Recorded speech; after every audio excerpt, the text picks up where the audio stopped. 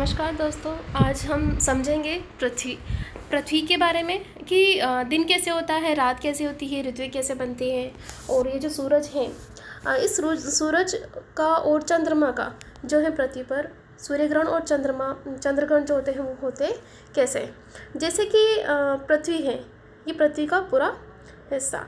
चंद्रमा जो है इसका ही उपग्रह है, और ये उपग्रह जो है अब सूर्य से इसके जो प्रकाश है, जब सूर्य का प्रकाश चंद्रमा पे नहीं पड़ पाता तो क्या हो जाता है, चंद्र ग्रहण। आप आसानी इसको ऐसे याद रख सकते हो, सेम चंद्र। अब ये देखिए, पृथ्वी जो है पूरी तरीके से सीधी नहीं रहती है, ये कैसे कैसे रहती है, झुकी हुई। जैसे कि अपने इसमें सीधी सी लाइन खींच दे, यूँ खड़ी नहीं, बिल्कुल कैसी लाइन, तिरछी, 23 डिग्री अक्षांश पे झुकी हुई। तो ऐसे ही जो है झुकी हुई रहती है, और इसी के कारण बनती हैं ऋतुएं। अब ये देखिए, मान लीजिए है सूर्य, और सूर्य के इस जो सूर्य के सामने वाला भाग, उस पर तो क्या पड़ रहा है, प्रकाश पड़ रहा है। लेकिन जो जो जो जो पृथ्वी घूमती जाती है, झुके तौर पे घूमती है, तो जहाँ सूर्य का प्रकाश पड़ रहा है वहाँ उजाला है, और जहाँ सूर्य के जस्ट अपोजिट पृथ्वी आने पर, वो भाग दूसरी तरफ आने पर, वहाँ पे क्या हो जाता है, अंधेरा हो जाता है।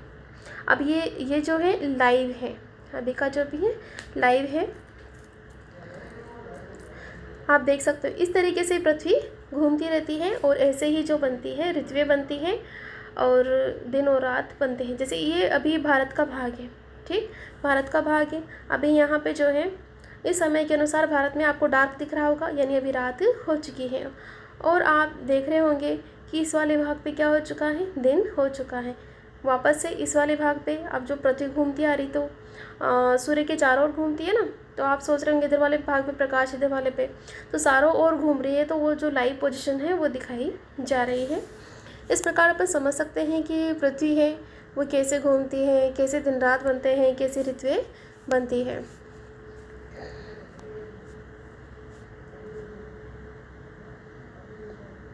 आप देखिए किस तरीके से पृथ्वी जो है लाइव घूम रही है, और दिन रात कैसे बनते हैं। अब ये समझिए आप कि जो सूर्य है, सूर्य ग्रहण होता कैसे है, सूर्य ग्रहण होता कैसे है, और चंद्र ग्रहण कैसे होता है। अब चंद्र ग्रहण जो है, अब ये बना दूँ, ये सूर्य मान लो आप, है ना, सूर्य मान लिया। अब जो है सूर्य है, अब ये पृथ्वी और ये चंद्रमा, जो कि ये पृथ्वी के आसपास ही रहता है चंद्रमा, क्योंकि चंद्रमा क्या है, जो है पृथ्वी का उपग्रह है। अब सूर्य, अर्थ और मून, अब जो सूर्य है उसका प्रकाश जो है पृथ्वी पे पड़ रहा है, लेकिन चंद्रमा तक नहीं पहुंच रहा। क्यों? क्योंकि तीनों एक सिद्ध में आ जाते हैं।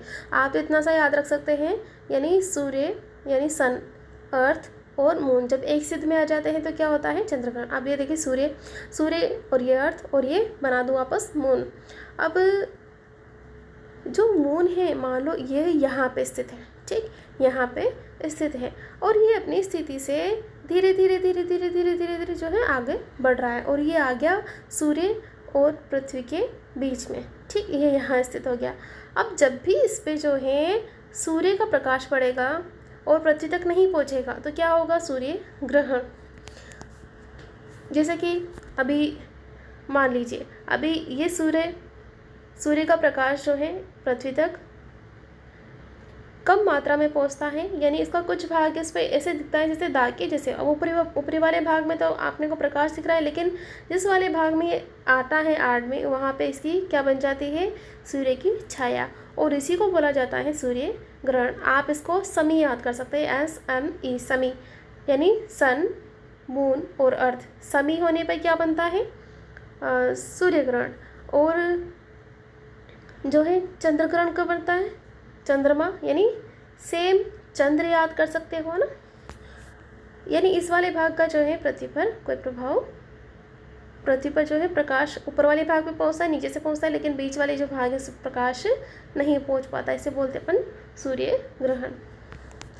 अब आपको समझ में आ गया चंद्र ग्रहण क्या होता है और सूर्य ग्रहण क्या होता है। Thanks for watching.